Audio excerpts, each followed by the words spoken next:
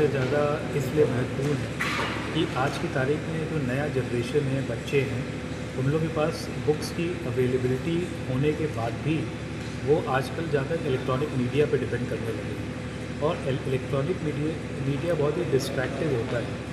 आप जब एक फ़िज़िकल बुक पढ़ते हैं तो आप हमेशा से शुरू करके ख़त्म करते हैं, लेकिन अगर आप किसी भी बच्चे से पूछेंगे आपने कोई बुक कंप्लीट की है इलेक्ट्रॉनिक मीडिया पे, तो आप अक्सर पाएंगे कि वो बुक के बीच में छोड़ देता है।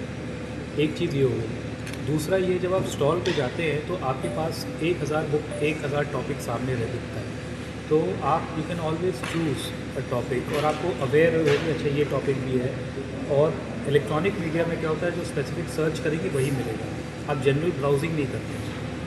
तो ये दो फैक्टर्स इस बुक फेयर से आप देखेंगे कि नए बच्चे घूमेंगे, देखेंगे अलग अलग स्टॉल्स में, कई हिंदी की साहित्य है, कई संस्कृत की भी मैंने देखा थी यहाँ पे, फिर कई ऑटोबायोग्राफीज़ थी, फिर फिक्शन थी, छोटे बच्चों के लिए कॉमिक्स थी।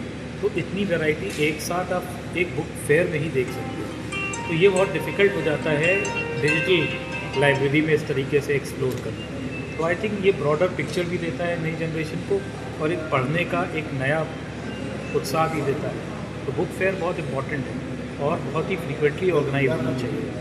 सर, आज की युवा पीढ़ी के लिए क्यों ज़रूरी है बुक फेयर में जाना और वहाँ से किताबों का चयन करना?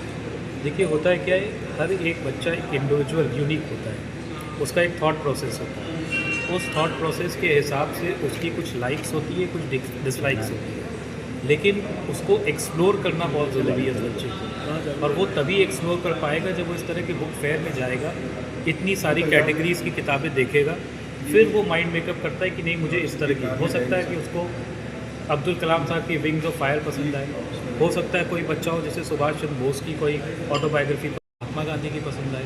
तो ये अवेलेबिलिटी ऑफ चॉइस एक बुक फेयर में ही होती है। मुझे नहीं लगता कि डिजिटल लाइब्रेरी में इस तरीके से एक्सप्लोर किया जा सकता है, तो इसलिए ज़रूरी है उसका।